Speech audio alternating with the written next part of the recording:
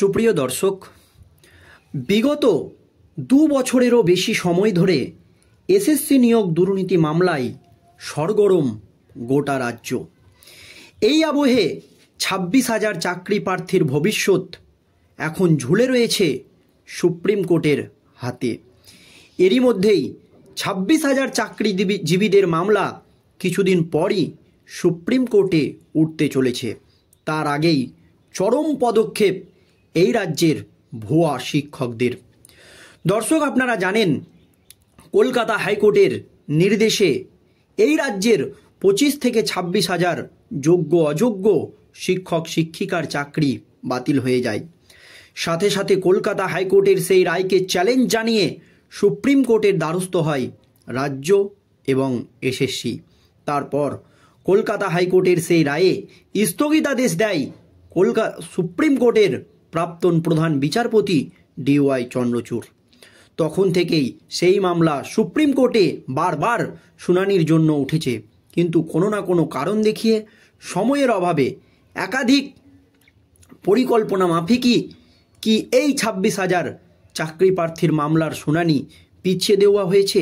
এই নিয়ে যখন নানান প্রশ্ন উঠে গিয়েছে, এবার 26,000 চাকরি বাতিলের মামলায় চরম পদক্ষেপ সুপ্রিম কোর্টের বর্তমান প্রধান বিচারপতি সঞ্জীব খান্নার। সঞ্জীব খান্না পরিষ্কার জানিয়ে দিয়েছেন যে সমস্ত মামলা দীর্ঘদিন ধরে সুপ্রিম কোর্টে ঝুলে রয়েছে সেই সমস্ত মামলার তিনি দ্রুত নিষ্পত্তি করবেন। এর জন্য যাই করণীয় তিনি তাই করবেন। আর এরই মধ্যে যখন কিছুদিন পরই সুপ্রিম কোর্টে এসএসসির 26,000 চাকরি প্রার্থীর মামলা উঠতে চলেছে, তার আগেই এই রাজ্যের ভুয়া শিক্ষকদের একেবারে চরম পদক্ষেপ। আর এই পদক্ষেপের ফলে রাতের ঘুম উড়ে গিয়েছে বাংলার মুখ্যমন্ত্রী মমতা ব্যানার্জির। দর্শক, ঠিক কী হয়েছে দেখুন। দর্শক, বিগত 2 বছরেরও বেশি সময় ধরে এসএসসি নিয়োগ দুর্নীতি মামলায় সরগরম গোটা রাজ্য। 2024 সালের এপ্রিল মাসে 2016 সালের এসএসসির সম্পূর্ণ বাতিল করার নির্দেশ দিয়েছে কলকাতা হাইকোর্ট।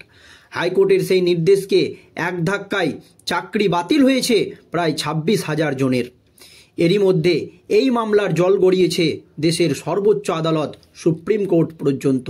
আর এসএসসি নিয়োগ দুর্নীতি নিয়ে এবার বিরাট কাণ্ড ঘটাতে চলেছে এই রাজ্যের শিক্ষক শিক্ষিকারা। আগামী 7ই জানুয়ারি এই নিয়োগ দুর্নীতি মামলার 2016 সালের সম্পূর্ণ প্যানেল বাতিলের নির্দেশ সংক্রান্ত পরবর্তী শুনানি হবে সুপ্রিম কোর্টে। 1 সপ্তাহ আগেই এই মামলার সুপ্রিম কোর্টে প্রশ্ন তুলেছে যে 2016 সালের প্যানেল থেকে আদৌ যোগ্য অযোগ্য প্রার্থী আলাদা করা সম্ভব কিনা সেই বিষয়ে। আপনারা জানেন 1 সপ্তাহ আগে এই মামলা সুপ্রিম কোর্টে উঠেছিল। তখন সঞ্জীব খান্না প্রশ্ন করেছিলেন যে যোগ্য এবং অযোগ্য চাকরি প্রার্থী আলাদা করা সম্ভব কিনা এই বিষয় নিয়ে। তখন সুপ্রিম কোর্টের প্রধান বিচারপতি সঞ্জীব খান্নার প্রশ্ন ছিল বৈধ ও অবৈধ চাকরি প্রার্থীদের তালিকা কিভাবে আলাদা করা সম্ভব। সেই সাথে স্পষ্ট জানানো হয়েছে রাজ্য যদি বৈধ অবৈধ চাকরি প্রার্থীদের তালিকা তৈরি করতে না পারে তাহলে কলকাতা হাইকোর্টের রায় বহাল রেখেই 2016 সালের পুরো প্যানেলটাই বাতিল করে দেওয়া হবে। তার প্রতিবাদে এবার পথে নামছে রাজ্যের যোগ্য চাকরিজীবীরা।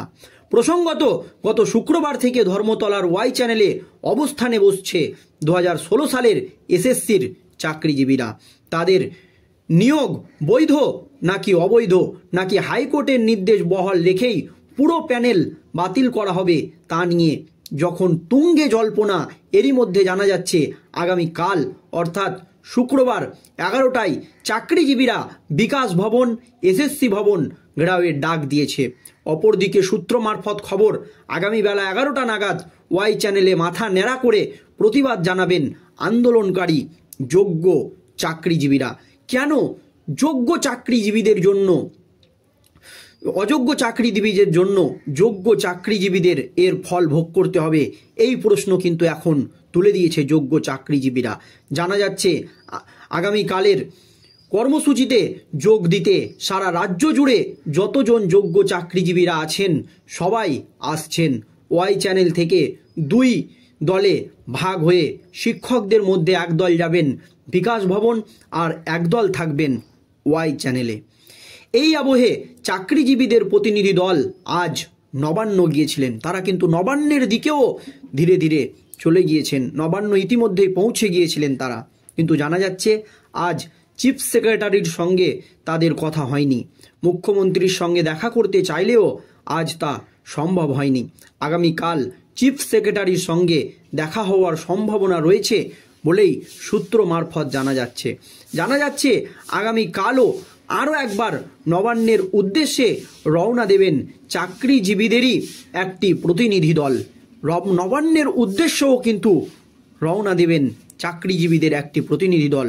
আর এই 26,000 চাকরি বাতিলের মামলা নিয়ে এখন কি পদক্ষেপ নেন সুপ্রিম কোর্টের বর্তমান প্রধান বিচারপতি সঞ্জীব খান্না, সেই দিকেই কিন্তু সকলেই তাকিয়ে রয়েছে। কিন্তু সুপ্রিম কোর্টের বর্তমান প্রধান বিচারপতি সঞ্জীব খান্না পরিষ্কার জানিয়ে দিয়েছেন, রাজ্য সরকার যদি যোগ্য অযোগ্য পৃথক করতে না পারে বা আলাদা করতে না পারে, তাহলে কিন্তু হাইকোর্টের নির্দেশই বহাল থাকবে। অর্থাৎ 26,000 শিক্ষক শিক্ষিকার চাকরি বাতিল হবে এবং সুদসহ তাদেরকে বেতন ফেরত দিতে হবে। আর আরও একটি প্রশ্ন সুপ্রিম কোর্টের প্রধান বিচারপতি সঞ্জীব খান্না তুলে দিয়েছেন, সেটা হচ্ছে যে কেন হাইকোর্ট বলল যে যোগ্য অযোগ্য পৃথকীকরণ সম্ভব নয় বা যোগ্য অযোগ্য আলাদা করা সম্ভব নয়, কেন এই কথা হাইকোর্ট বলল, তার জবাব কিন্তু এসএসসিকে অর্থাৎ রাজ্য সরকারকেও দিতে হবে। আর এই নিয়ে এখন মহা ফ্যাসাদে মমতা সরকার। আর এই আবহে বিশিষ্ট আইনজীবী বিকাশ রঞ্জন ভট্টাচার্যের পরিষ্কার মন্তব্য যে এই প্রক্রিয়াটা প্রথম থেকেই দুর্নীতির যুক্ত একটি প্রক্রিয়া, দুর্নীতি দিয়েই শুরু হয়েছে।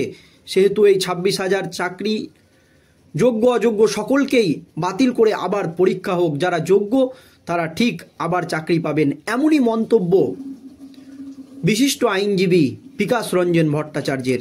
কিন্তু রাজ্য যদি যোগ্য এবং অযোগ্য পৃথক করতে না পারে, তাহলে কিন্তু 26,000 চাকরি প্রার্থীর চাকরি চলে যাবে। এ কথা কিন্তু পরিষ্কার জানিয়ে দিয়েছেন সুপ্রিম কোর্টের প্রধান বিচারপতি সঞ্জীব খান্নার। এই আবহে এসএসসি ভবন এমনকি নবান্ন ঘেরাওয়ের ডাক দিয়েছে এই রাজ্যের যোগ্য অযোগ্য শিক্ষক শিক্ষিকারা। দর্শক, এই নিয়ে আপনাদের কি মতামত, কি করা উচিত সুপ্রিম কোর্টের, অবশ্যই ভিডিওর কমেন্ট বক্সে জানাবেন।